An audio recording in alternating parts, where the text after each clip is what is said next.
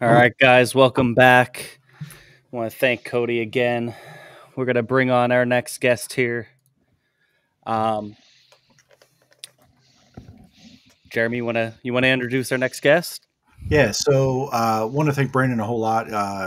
Brandon Rahmer, obviously we know the Rahmer name. If you're watching this, you very likely know this name, but may not know Brandon that well. And we wanted to get Brandon on here and really appreciate him taking time out of his busy schedule, which we're going to get into a little bit, and how busy he is these days. So welcome, Brandon, to the show. How's it going, man? How are you? Good. Thanks for having me. Yeah. Hey, Chris, your camera focus. Maybe move yourself out, move yourself back. I'm trying, buddy. I'm trying. There you go. Now Hey, there. Look. Hey, let's This magic. is about Brandon. You're right. But you know what, Chris? You're so pretty, man. We got to make sure you're in focus. Everyone's got to see Absolutely this. false. So, all right, Brandon.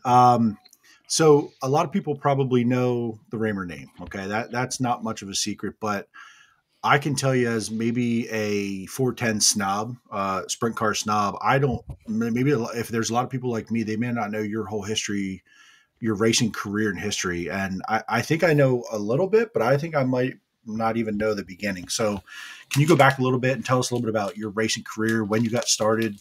I mean, I know you were born into it, but when you actually started driving? Yeah, I mean, it wasn't, I only really started racing when I was 14. It was kind of hard. Dad racing all the time, every weekend. We really didn't even go through quarter midgets, didn't do anything when we were younger, but we raced them speedsters for about, I think it had to be about 5-6 years. We were like traveling around with Richie Tobias when this Speedway entertainment, really started bringing them out. And honestly, it was a lot of fun. We went to Williams Grove, Lincoln Speedway. I've been up to Weedsport with it. Paradise Speedway, Dunhill, 5 Mile Point. A couple tracks that, like I said, 5 Mile Point's gone. So that was cool traveling around there. I mean, 410 racing for me, kind of is consistently around Lincoln. So a series where you travel is, something different. It kept me kind of a little bit more fresh, but it was something we did every now and again. I don't think we really, I think only really raced about 15, 18 times, but, when we were racing Kutztown too, we only raced there 1 year till we actually started to get out of it. But on Wednesdays, my dad was able to go with. That was a cool experience. It was totally different. I mean, it's easy to go to the racetrack and help my old man out. And I started later than what Freddie did, but then you actually get behind the wheel of something and kind of put into perspective of, how hard driving is, all that goes into it. It definitely was a learning curve, but did them, like I said, for 5 years with speedsters. Only did about, I think, only 5 races in a 305, and we really just only got the car going. We had I think I only finished about 3 out of the 5 races, and Dad told us, time to go 410 racing, and that was it. Then we went 410 racing. So I was kind of a little bit more green to it. I didn't get, no 358s for 1 or 2 years. Didn't really get to do much 305 racing, traveling around. But like I said, jumping into a 410, it was a big learning curve.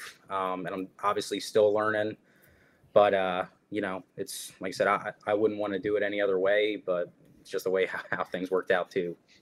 So that's funny just hearing that, because I learned something that I didn't know. I guess I just safely assumed that you and Freddie started at the same time, raced all the same things, did all the same stuff, and kind of here you are. Not that makes a difference, but I don't know if I knew that. And I knew you did speedsters. I don't know if I even knew the 5305 races, because I think at that time when you went through that, I don't know if I was following 305s much. And I don't know if I remember that. And again, it was only maybe 5 races, so it's easy to forget even if I did know, right? So yeah, honestly, I forget about them. Right. So, in the seasons in those speedsters, that's obviously, I've seen those things run. They kind of look like a handful, even though you may not be going blazingly fast. They look pretty competitive, close, tight racing.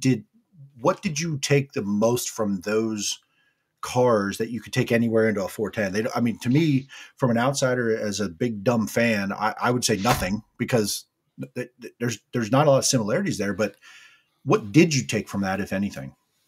I'd say probably a couple things. I mean, at the time, like Richie was trying to bring in bigger name drivers like Rick Eckert, Billy Pouch, Kenny Brightbill. So, I mean, I'm 17, 18 years old racing with them guys at Kutztown. So, I mean, you really couldn't beat that.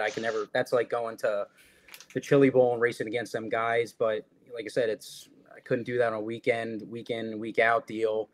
But I'd say they're kind of like a midget / modified the way they handle. You definitely steer a lot more with them. I mean, after getting into a sprint car, you turn the wheel a couple inches and it steers right in. With a speedster, you're hacksaw on the wheel, and at least that's what I was doing. But so there was kind of some transitioning things that it's just kind of like when the 358s had them smaller dished wings, guys were dropping their arms a lot more going in, versus now with the 5x5 wing, they got to be a lot smoother. They don't steer as much. Right. They might be a little heavier and bog on the curb or something, but just something little to get used to like that. But really, they were affordable race cars to run. I had a lot of fun doing it. It was pretty good pricing when we were in them for running them week in, week out, and they raced for really good money. I mean, I don't know where else you could say you ran for $2 to $3 grand on a Wednesday, at Kutztown, and I could reuse tires 2 to 3 times. I could really, didn't really go through many parts until I fucked something up, but Right. it was a good deal all around. And like I said, I'd love to do it again, but after being in a sprint car, you can't really beat it. So that's where my question comes in. What, I guess, caused your dad to tell you you're going from a 305s after 5 races to a, hey, it's 410 time? Like what goes into that thought process? Did honestly, you agree with it? I guess as a follow up. I mean, I didn't. Like I said, you say 410. It's you want to do it, Right. I really think that, and honestly, whatever my dad says, I got to do. So it's kind of there's no arguing. Fair enough. I would say probably just when it comes to payout, when I get 305 to 410, I mean, you could win every race in a 305, and unless you're traveling around, like I think down in Texas they race for like $1,000 or whatever, but I think $300 at the time is what you were making to win.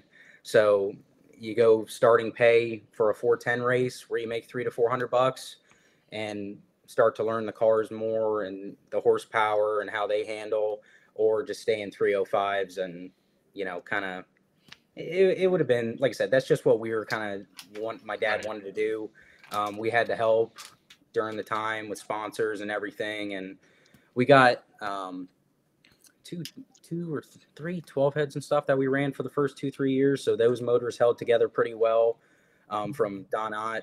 And honestly, those motors, I think I went quickest around Lincoln until Hotnet beat me at like 12.7 the one night. That's a hell of a guy to get beat by, to be fair. Yeah. I only had it for like 20 seconds anyway, but put that in your diary. That's perfect.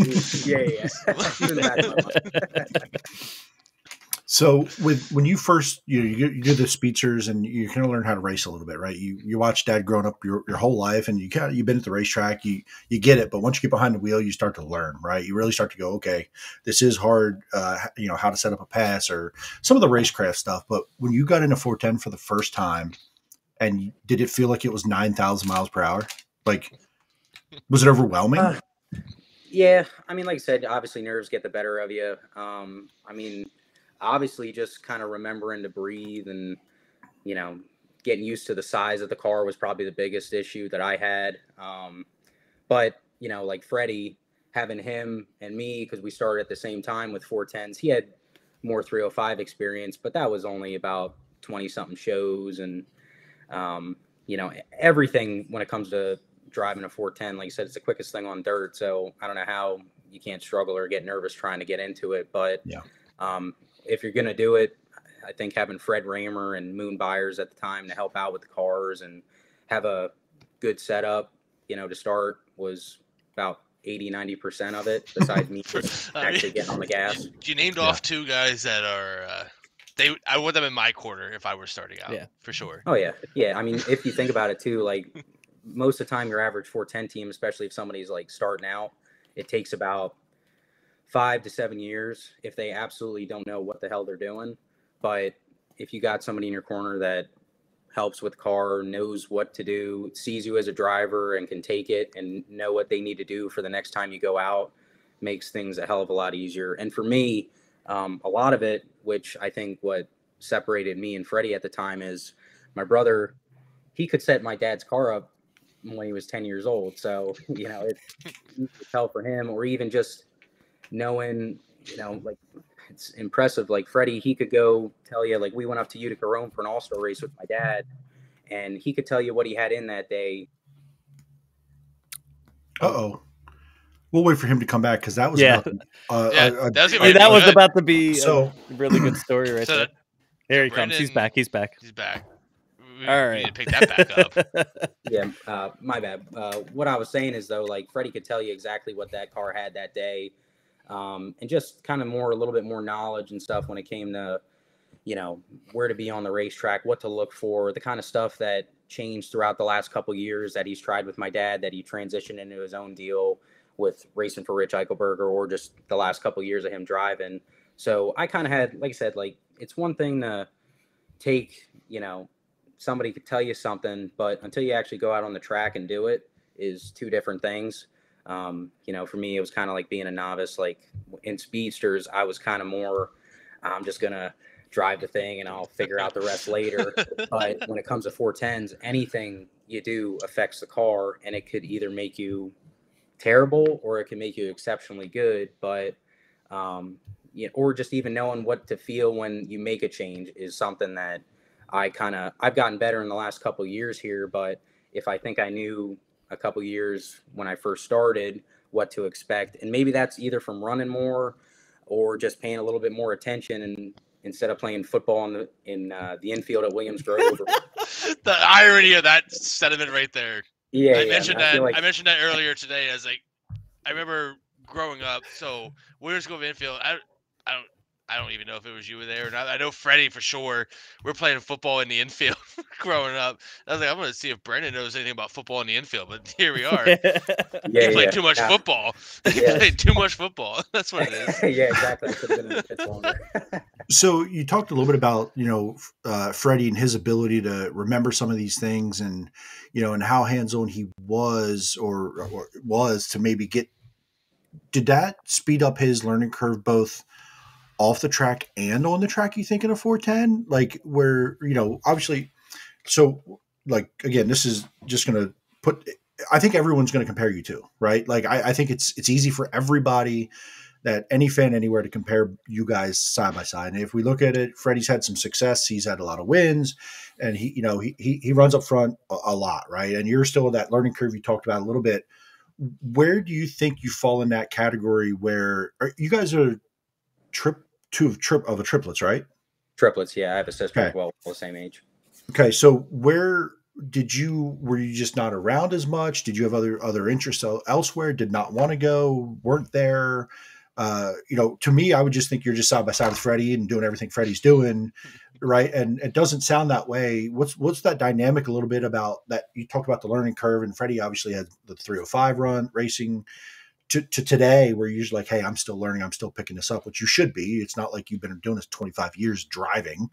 What is that dynamic like from then to get to now, where the differences were? I'd probably say, like, during my younger years and stuff, it's probably just being a kid. You know, do I go work on the race car, or, like you said, play football in the infield?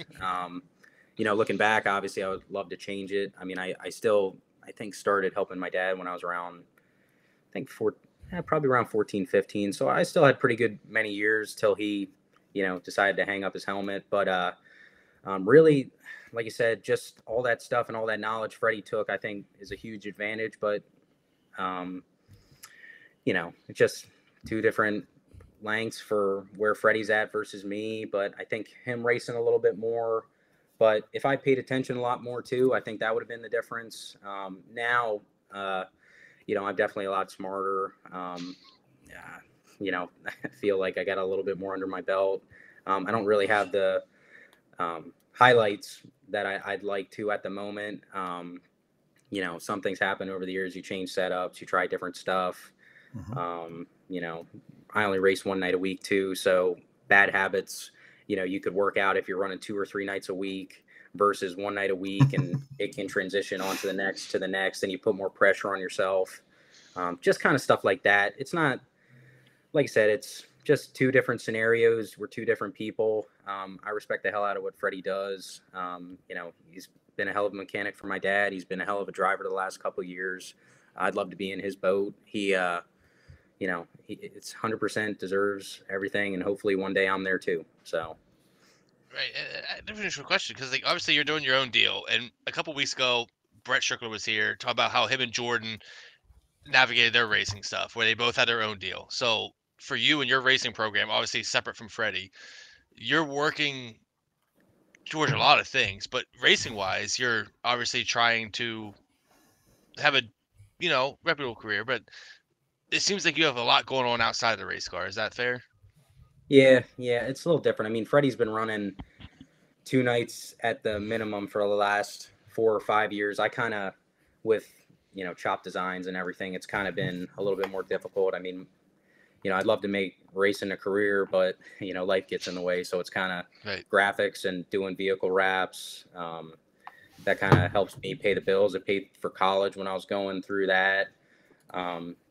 It's treated me really good. I hope to keep it growing, but just like you said, that's in all things. Racing always seems to be the most important thing, but my business and right. Building something for my life is got to right. go in front of it. Right. Like, it's easy for a guy like me to sit here and be like, oh, why aren't you racing more? Because, the name, but like next level, obviously you have all this stuff going on.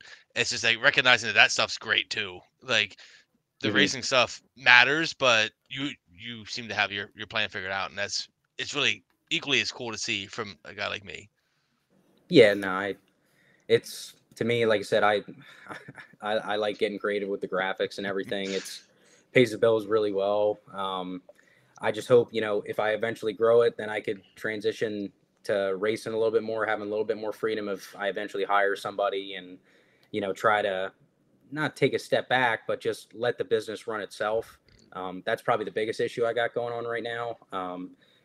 It's just anybody that calls me for my work want to talk to me. They, it's easy. I know what they need, but like I said, it's eventually I got to make that transition, and I hope, I can do it as easy as possible. But right. Every direction I look, it's when you hire somebody, it's a lot more work. It's a lot more headaches. You got another mouth to feed. So I just want to make sure I do everything right. You can screw up in racing, then come back next week and it's all brand new, but you fuck up something in your life right. and in my business, then you can't turn back. So, right. So I get that. And your ultimate goal is, I guess I'm hearing it, you want to race more. It's just finding the right time to do that.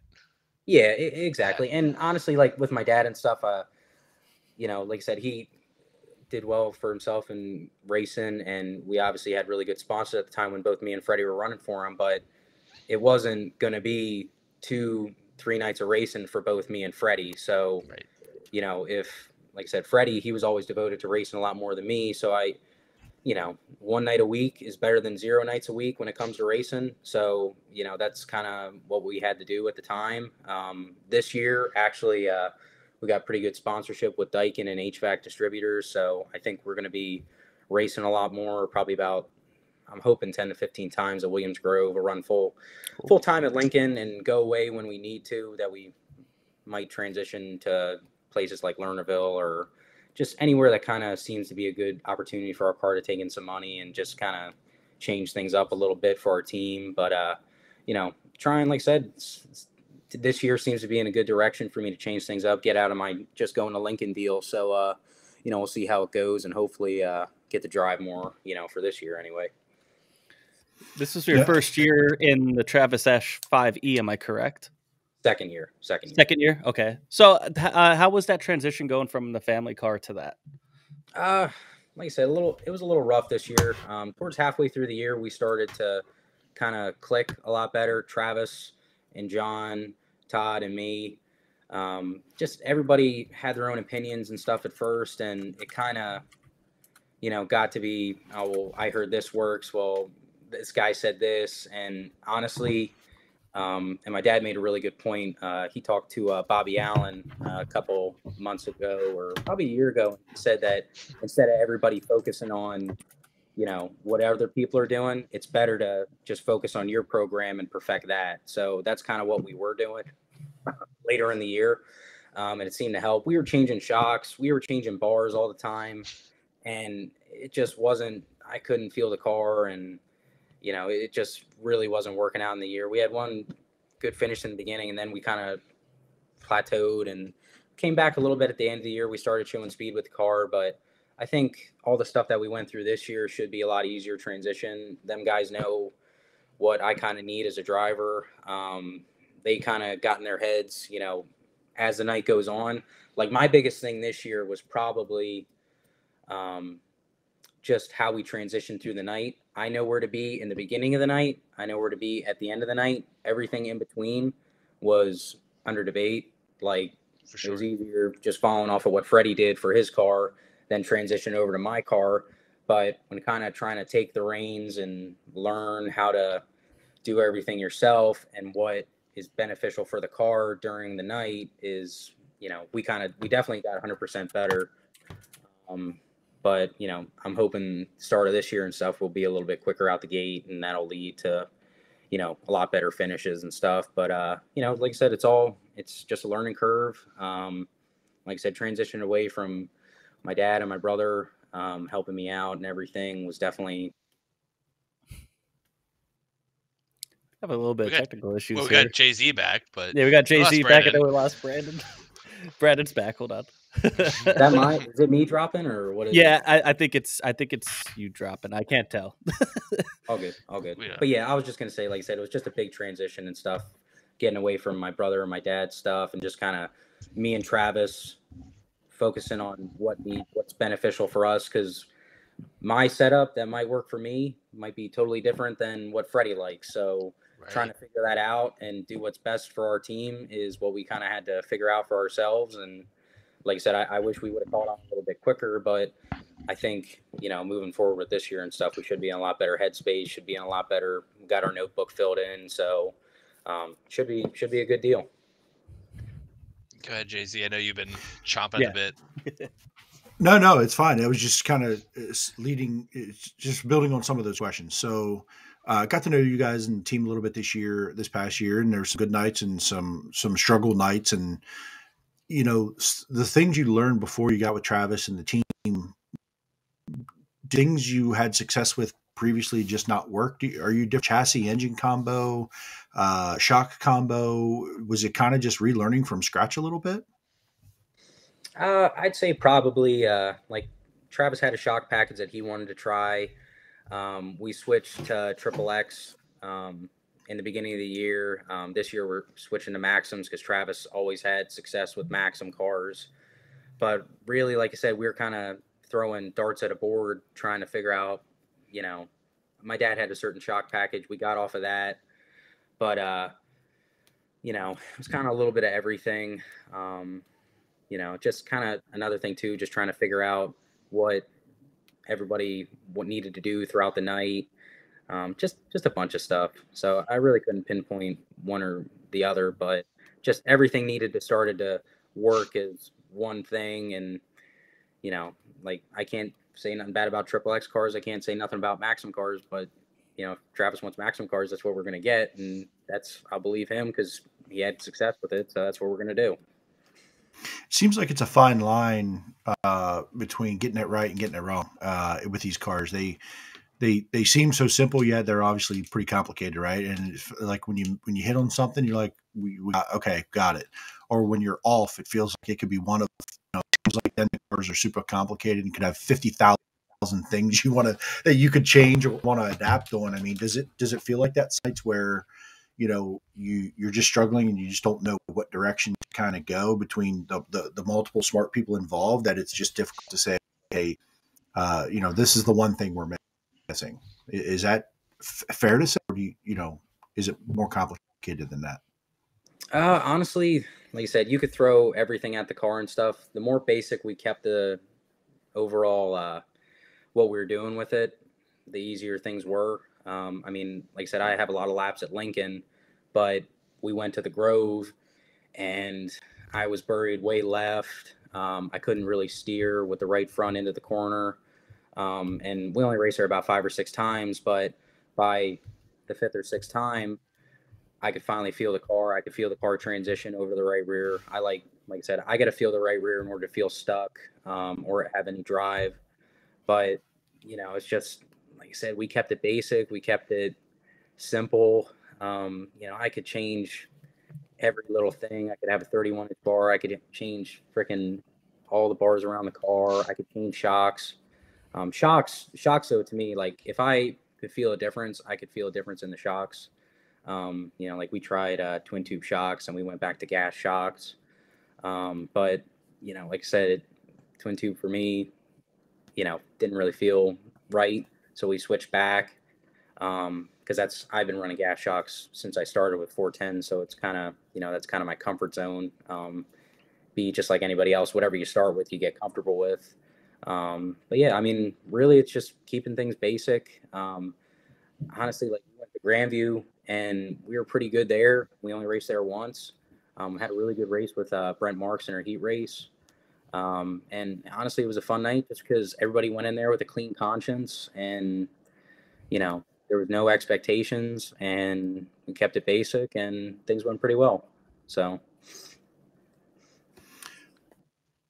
You've been around time, as the racer, every and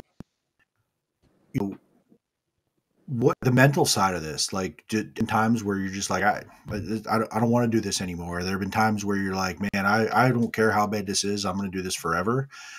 What are those nights like when it's just not going well for you? Like, how do you keep your keep your like, hey, there's going to be a next week? How does that work for you? Yeah, I'm probably a nutcase, so it's kind of, it's that's our kind of guy.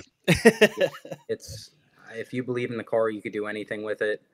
And honestly, if you're not mentally there, doesn't matter what the mechanic does because you ain't gonna get the car to work if you're not driving it right or you're in the right headspace.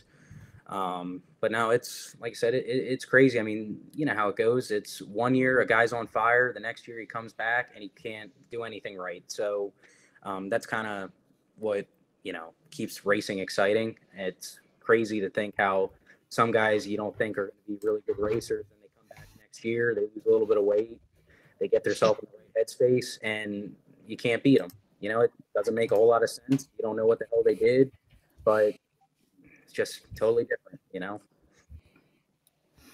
So, it's interesting. Yeah, something away from the track. So, Chop Design. How long you been in business with that? Shit. Legal only about 3, but I've probably been doing stuff with graphics for since 16 years old, and I'm 26 now. So the jobs have gotten a lot more complex. There's been a lot more customers. And like I said, I do a little bit of everything. It's not just race cars. I was fortunate enough to get hooked up with Hyper Racing. I do a lot of 600s for them. I just finished most of the cars for, pretty much all the cars now with Tulsa starting, but I did a big tow wrecker for, down for it. But no, I did tow wreckers. I do Porsches down in Jersey. Do a lot of police and fire vehicles for a guy in Bordertown. Did a couple boat wraps. Just, you don't know. You'll get a call one day and, hey, I want you to do this. And, yep, I'll do it, So it's cool. It really keeps things interesting. I travel around a lot. Like a lot of things, like I'm 2 hours away from Lincoln, Williams Grove, and most of the people that race or drive cars. So I kind of travel a lot. Like I can get probably 2 cars done. It takes about 4 hours to letter your average sprint car, but I'll travel around. Like I said, I go down to Delaware and do a lot of stuff with Bet's Garage. Pioneer Polding, they give me good work here and there. Transfleet, Concrete, them guys I do like mixers and stuff. I mean, I never thought I'd do all that kind of stuff. But like I said, it pays the bills. They're great customers, and like I said, it keeps growing. So I don't even like most of this stuff is word of mouth, and it's a lot easier when you have people involved in racing because if you think about it, you know, somebody that owns an electrical company, you know, somebody that owns Right. a graphics company, a masonry, you know, it's endless. And honestly, like your racing group is so tightly knit. You know, like just like Bet's Garage with towing, you know, he helps out a lot of people and stuff, and he networks himself. He's got a great business down in Delaware. But, you know, I knew him from Ed Aiken. He helped me get hooked up with him, and I let her all his tow vehicles. I let her his race car too. But, you know, he gives me a lot of work and stuff. Just like with Body Motion, I told you, I let her Porsches down in Jersey. That's Dave Reinhardt, Kyle Reinhardt's dad. He helped me get into there and keep customers happy. So really most of my connections are through racing, and it's cool because it's easy to talk to these customers. I, you know, got something to connect with them with, and you know, they kind of know me on going to the races all the time, but it's also different when you deal with somebody through business. So, you know, I got a good transition into things, and you know, some people come to me and they don't know who the hell I am and just know me for quality of work, but it works out end of the day. Yeah. And like I said, it's cool how kind of things have been growing. So I'm hoping, like I said, to keep growing as the year goes on. So where did the name Chop come from? How did you come up with that? My mom, she used to call me Chop all the time when we were growing up. So it's just Okay. like Yak Graphics out in California. His name's Tony Yankowski. So Yak, and I guess he talks a lot, is what I hear from David. But you know, I kind of wanted to. I didn't want to name it BR Graphics. I didn't want to name it Rahmer Graphics. I kind of want to keep it something that's, you know, a little close to home. You know, I liked, you know, my mom, as we were growing up and stuff, she used to call me that all the time. So kind of just makes it personal. And like I said, Yeah. just I wanted a cool nickname. So Something different. Yeah, exactly. So being an entrepreneur, you talked about that earlier. You know, you're 27, right? You said you're 27. Turning 27. Yep. You're an entrepreneur and you're like knee deep in it. You're not going to get away from it anytime soon. So that's like probably hopeful. And that's a good thing that you're that involved and it's going successfully, because that's ultimately that life is more important than racing. If it's not your career, right? If you're racing for a career, then you're going to do some things around life with that. So you're an entrepreneur, you got a good business, and I hear there's a marriage coming up. Yeah, we're leaving about a week to go to Jamaica, so we're gonna go get married down there, and you know, spend Beck, what are we spending? 7 days down there? 7 days. So Congratulations! Yeah. Thank you, appreciate it. So I knew this was coming, and actually, we just had Cody. If you listen to the end of that a little bit, he was talking about, you know, we're not going to divulge too many details here, but you're scheduled to be around his area in the next week, maybe. Won't talk about too much there. We talked about it briefly, and it was funny that I may have seen a preview of the scheme, and it had Chop Design right there, and I'm like, huh. How things come full circle. We're talking about this tonight. So I let her too many people's cars. So like, I'm glad that he actually came on board last year and do up his stuff, make it look good for a change. Yeah, got him. Agreed. Got him. The closer. You can't even fight back. Something you mentioned earlier with Daikin and HVAC distributors. So I know this past season that 6-8 races maybe, and I know you and I talked throughout the season that you really wanted to present something to them for 2023, and it sounds like that really came through. So hopefully that little I did a little video for Brandon, Jimmy, and Chris. If you don't know, did a little video for Brandon. Hopefully that was played a tiny little part in helping out this year with Daikin and HVAC. And I know, so Becca, your fiance, soon to be wife, her dad, right, Todd? If I got it right, and he is involved with that company a little bit. Like, how does Todd help out with the team and the connection there? He works at HVAC distributors that obviously sells Daikin heating and air equipment, but he's kind of our connection into Daikin and stuff. Like they have certain, you know, advertising money that they got to spend throughout the year or else they lose it. And that was kind of our connection last year. And we did I think we had about 10 or 15 races between Lincoln and Running the Grove. But this year they're going to be on the car the whole year. Awesome. You know, we were able to travel a little bit more with them. They help us out a lot. And I'm just, like I said, it's a good partnership. You know, they got expectations and we'll hopefully be able to keep them, and we should be able to keep them. But like I said, it's just hoping to keep growing this between me and Dyken and HVAC and Todd, and hopefully just keep it going because, like you said, you need everything you can nowadays. It's obviously getting harder to week in, week out of racing, especially if tires are going up in price to another 12%. So, this should help out a lot besides just running Lincoln. And I told you about them races that we're running, a little bit more at the Grove. We're going to travel. We're like Dyken, on top of the money they gave us, is going to give money back to the racetracks too. So it's not just like, one and here's, some money and stuff to go run. It's, hey, we want to put on a show at the Grove. We want to put on a show at Lernerville, all different locations in PA where HVAC Distributors has one of their obviously locations that they can tie into their business and help advertise. So really it's just a good deal. It's hard to find a sponsor that wants to help out with the race car along with wanting to give back to racetracks. My dad kind of did it good with Leffler Energy. They obviously sponsored my dad, but they also helped out with the racetracks and they gave water truck and stuff. So just like I said, it's just a cool sponsor. They did some IMSA cars a couple years ago that didn't pan out too well, but I'm hoping that, like I said, there's a lot of HVAC businesses that buy Dyken equipment and stuff from those guys that it all can tie in. And, I'm hoping we can market it very well, that it all works out for everybody, and it should. So the photographer guy, the white car photos really well. Your black and green car was pretty badass, but without, you don't have to spoil anything or put it out there, but will the Dyken HVAC Distributors be on the car all season? Are you going to do white based? Are you going to have one scheme first of all? And if you are, is one of them going to be mainly white? It's going to be one scheme and it's going to be mostly white. Yep. My man. Let's go. Let's go.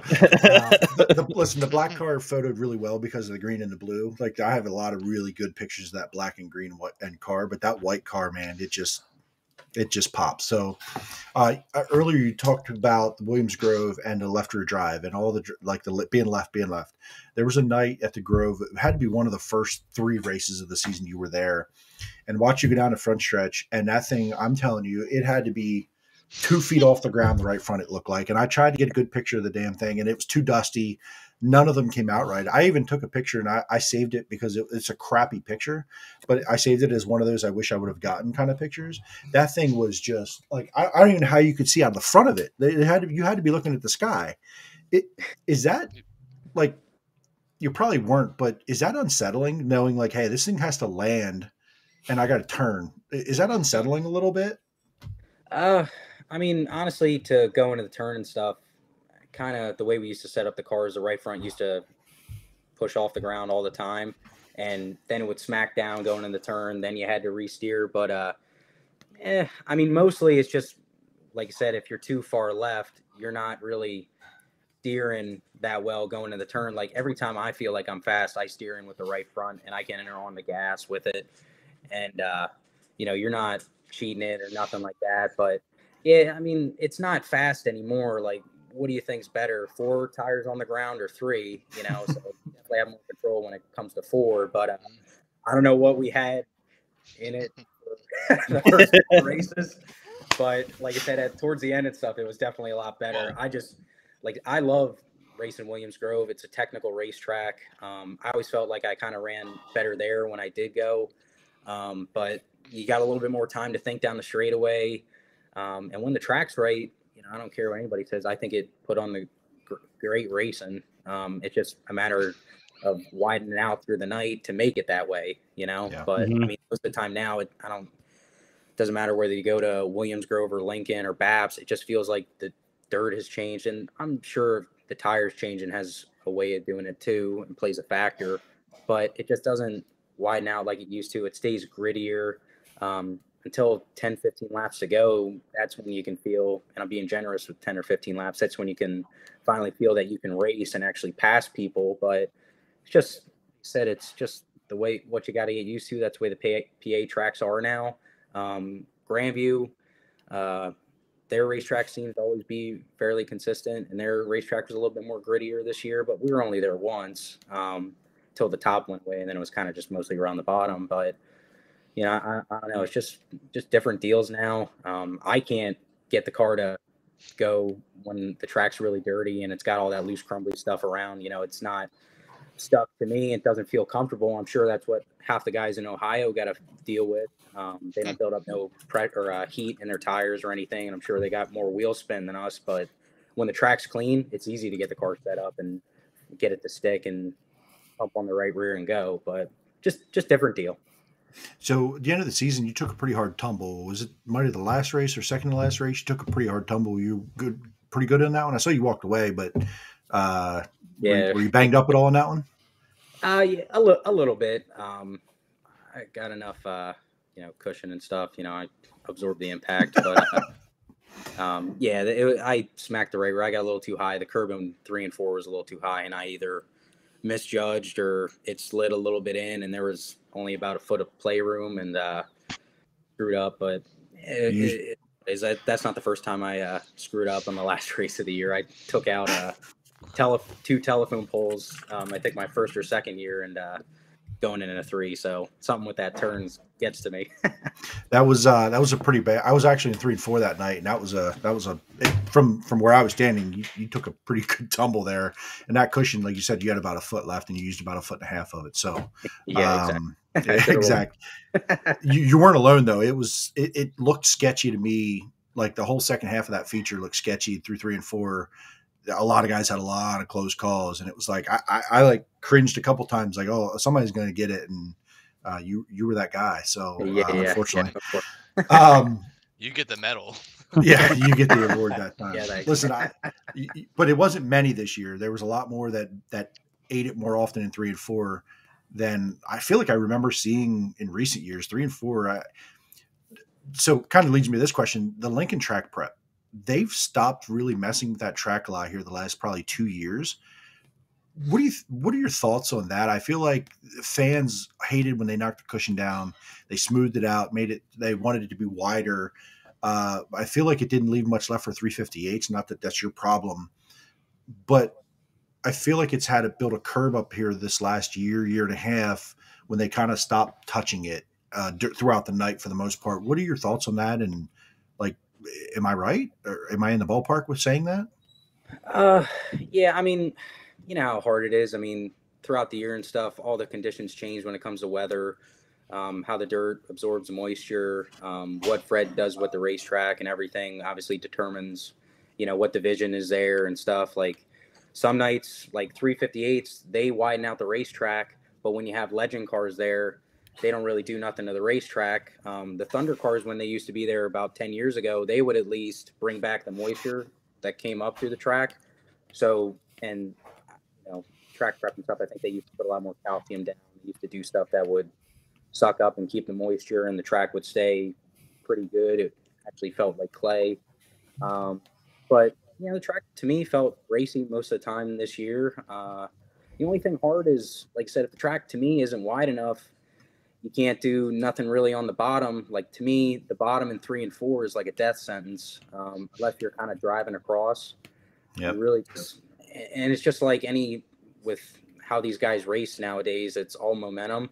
So if you're not building up your speed as quick as you can, like you can't run 30 laps on the bottom unless it's completely blown off and say, hey, I'm going to win this race. Yeah. So, this year you had to, and the last 2 years, I think you got to move around a lot more. You got to put your car in a position that, do I want to run 5th tonight or do I want to win? That happens in the first 5 laps. Some nights I try to make evasive maneuver. Other nights, I'll give it half a lap and maybe them guys will stop racing with each other so I can get in there. But, I think, like I said, now that our cars are better and stuff, we'll be able to make those kind of moves. But, back to the surface and stuff, I thought it was pretty good. Like I said, earlier on in the night, especially like middle of the summer, the tracks are obviously a lot drier. When they get that crumbly stuff on, it's, I don't know if you just don't have enough push trucks to kind of go around and either spritz it and work it down. But then if you spritz it, that'll bring up more dust. But yeah, I mean, it's kind of hard. It ain't an easy job, or else they'd be able to get it right every time. Right. Every night. Yeah. But if they put in a good effort, just like you said, just like the drivers and all the crew guys and stuff that put in a good effort to make sure the car is good, it should all work out. Which they did, they have. They put out an effort. I'm just For hopefully sure. this is good. So Yeah, and it's funny watching. You were talking about how guys drive today, momentum, and the way the way it's changed. I grew up. I'm 40, so I grew up watching your dad just roll the bottom year after year and race after race after race, and it worked, right? Even if no one else was, he was able to make that work for, I don't care if it was a 20, 25, 30, 35, 40 lap race.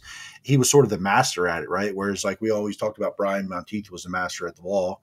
Your dad was that guy. It was just didn't matter what was going on. He could make it work. And you don't see that very often anymore. And it seems like it's monkey see, monkey do, that when one guy finds it, they all go, all of you go, and it's a train, right? So there hasn't been many times like lately. I think Brent did it once this year when he ran Larson down. What race was that? Was that a Speed Week show? I think that was Speed Week, The second Speed week. Week show, where like Yep. he kind of ran Larson down on the bottom, but you don't see that very much anymore. Do you attribute that to the track, the cars, both the drivers, a different generation?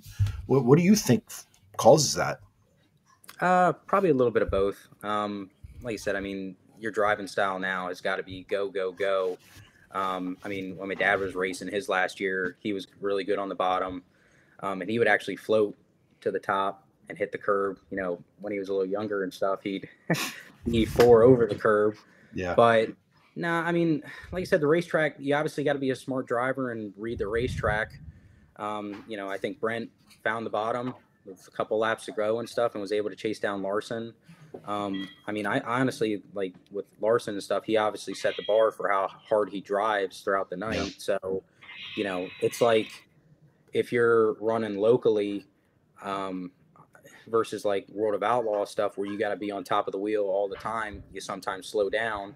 So, everybody nowadays is a family-owned team, or, they only got 1 or 2 cars back home. So they kind of race differently than somebody that would come in and, I got 6 cars and 3 motors back at home. What the hell do I care if I wear this thing out? Like, we got to go to Port Royal this year, and it's my first time up at Port Royal. I never raced there, but now if it was Port Royal 2-3 years ago where you got to putt around the bottom and keep up your speed that way, now it's I'm going to go knock out an axle.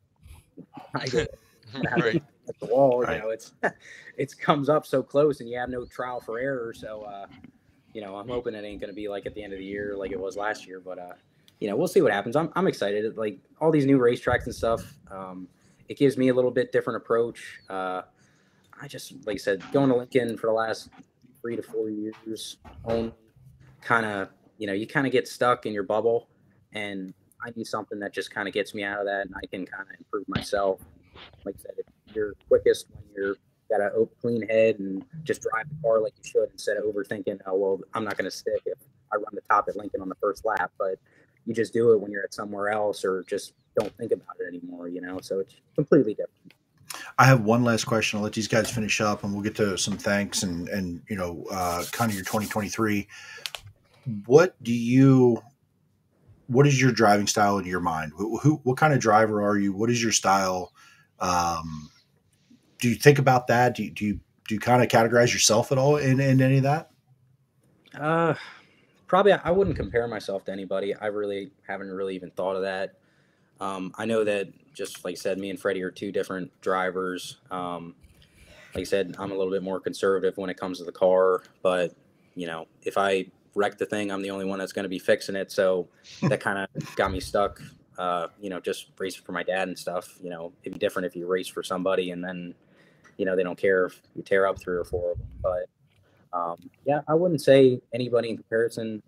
It's kind of interesting too. And I was thinking in the back of my mind, between like when my dad had Stevie Smith drive for him versus when my dad drove his last year, my dad would run the dead bottom. Stevie would run the whole half a lane up, and Stevie, when he drove the top, would be completely on the top versus my dad floating up to it and stuff. Still being able to keep up with his momentum, just a totally different racer, totally different driver. But at the end of the day, they still got the same exact results done. They're still winning races. So, should I drive one-handed sometimes the way I am with the car? Like I got that car video that it's a little different, but I just got like monkey arm, so I think that's probably why I do it. But just I never even thought about comparing myself to somebody, but hopefully just being me is enough. So No, and it is, and I really wasn't saying like, hey, do you compare like, hey, someone's results or whatever, more of like a stylistic. Would you rather rip the top if it was your preference, or would you rather run the bottom, or is it, hey, I just want to pass the car, I don't care how the hell I do it? Yeah, I mean, honestly, if the car feels good, you can go anywhere. So I mean, Yeah. I kind of the last couple of years and stuff just. I do like running the top and everything, but really the most fun, like when you're at Lincoln and stuff, is when you can move anywhere and just pass cars and move on to the next guy. But yeah, I ain't got a preference. If the car feels good, that's when you're having fun and that's when you're passing. So. And you talked about Lincoln, and I apologize, and I've heard different views on this. Is turn 1 and 2 harder, or 3 and 4 harder at Lincoln? Because I think from a distance, if you sat outside as a fan, you look at those two corners and you're like, it's an oval. But I think we all of us sitting here, and you're the most likely to know this. It's very different. Both ends of that track, entry and exit to both sides. What's the most difficult for you, most challenging for you to figure out? I'd probably say with 3 and 4. 1 and 2 to me is more fluent.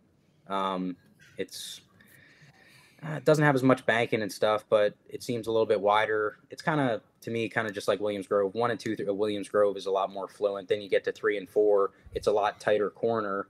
I think like if Lincoln would move in the fence in 3 and 4 and make it more fluent, just like 1 and 2, it'd be a lot easier. So you don't got to wait into the center as much to get off.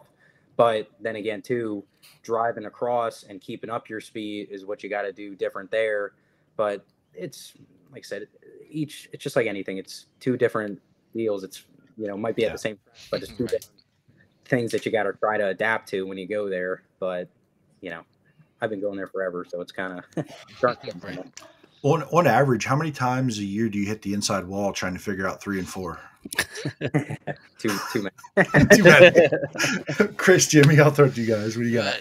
Well, I guess my thing, kind of piggybacking on what Brandon just said there. Brandon, you talked about all the years going to Lincoln, obviously watching your dad's career. So it's a two-parter. Question 1, obviously his national open win was huge for him. How big was that for you growing up, going to races with him every week and knowing how much that race meant? And then my follow-up would be, what would be your favorite race to win? I mean, I honestly think with my dad and stuff, everything that kind of came together for that national open win, like Brent Kading came in, my dad's really good friend Cajun came in, and just being the last year and stuff. And after having racing for somebody else and getting fired and then coming back next year with a really strong year, obviously you can't really get no more emotional with that. Right. And, I never honestly see my dad that excited before. So it was definitely, like I said, one of the coolest experiences I ever had. My mom was a wreck, right. Like from a fan perspective, it was nuts because we knew how much that publicly meant to him. And then to have it happen, and then you hear it in Victory Lane, like, Lynn Paxton, the whole thing is like, so I was just intrigued from your side, like what that was like.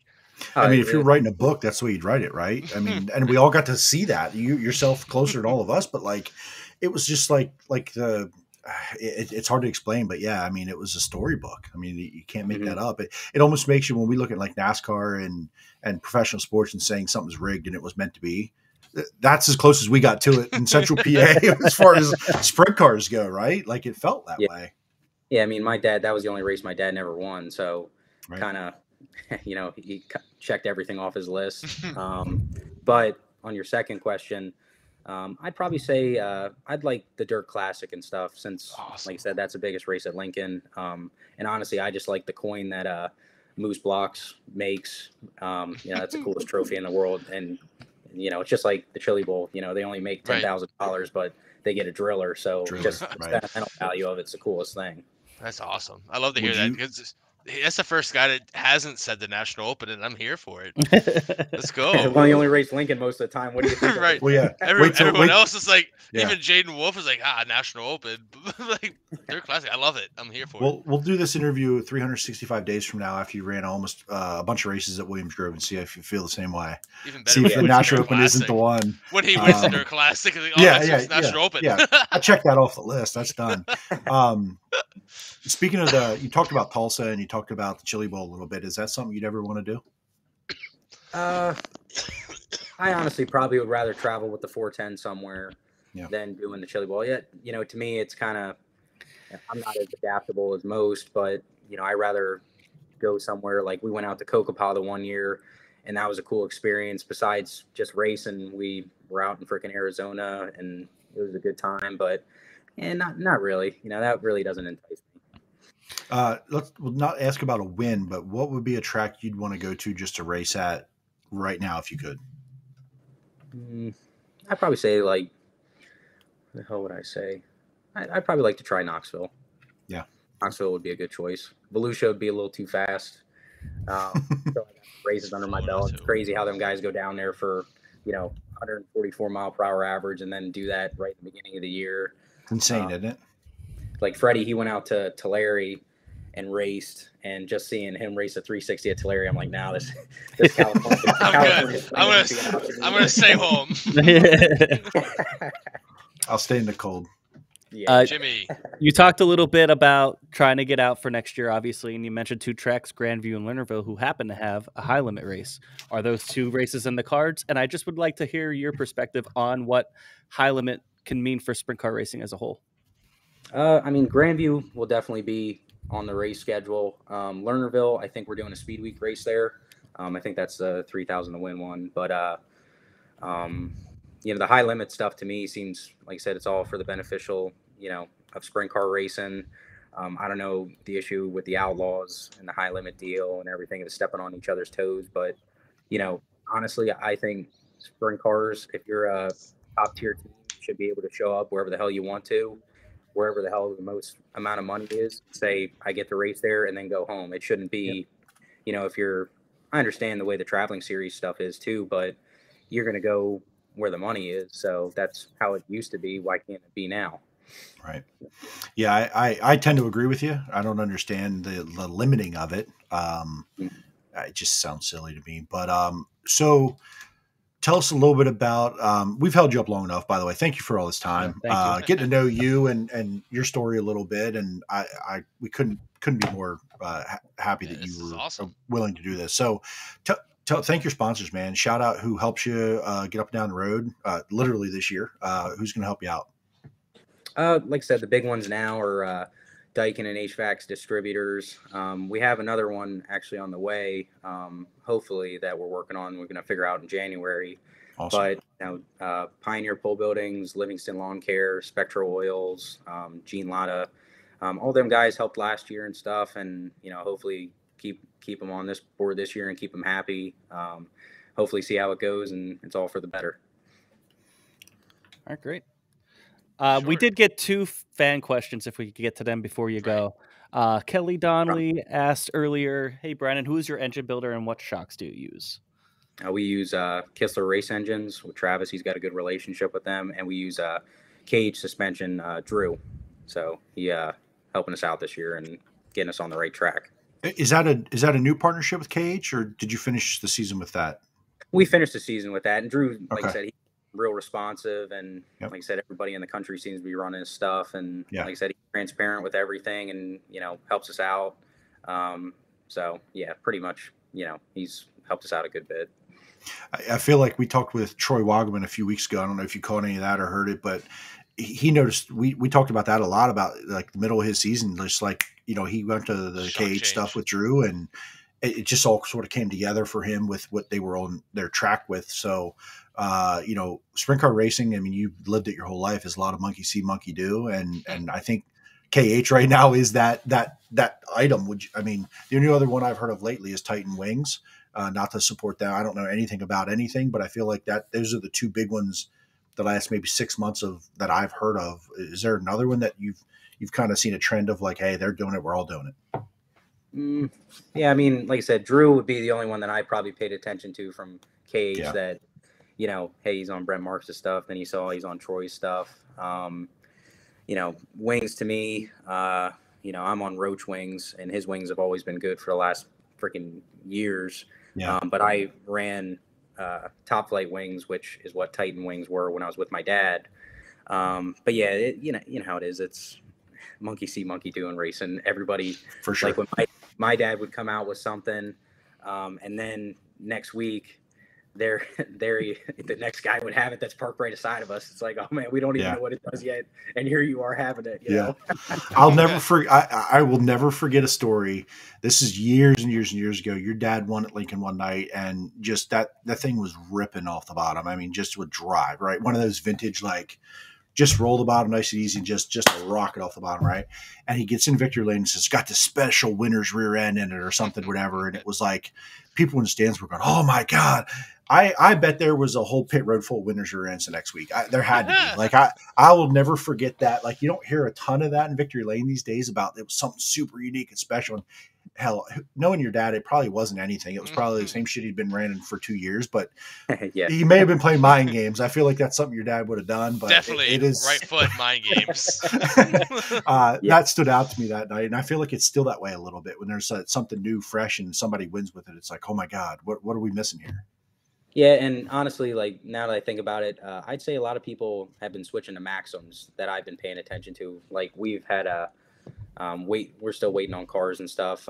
But I think Sheldon switched. I think Sam Haferty switched.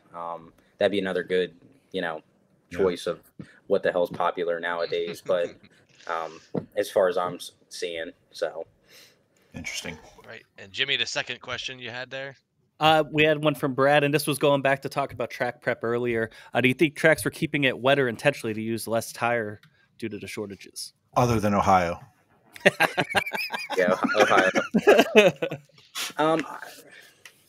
I think they were, but I think they kind of got away from it. I don't know. It's to me, our tire wear. It doesn't matter what they did. You know, I couldn't take the two tires. I maybe could have taken a left rear, but I had to throw away the right rear. So it's going to be interesting with the new tires how they're going to pan out. I don't really know if, you know, like I said, if they're going to be a stiffer sidewall, I think that's going to be good for, you know, guys, you might not be as rolled up as much.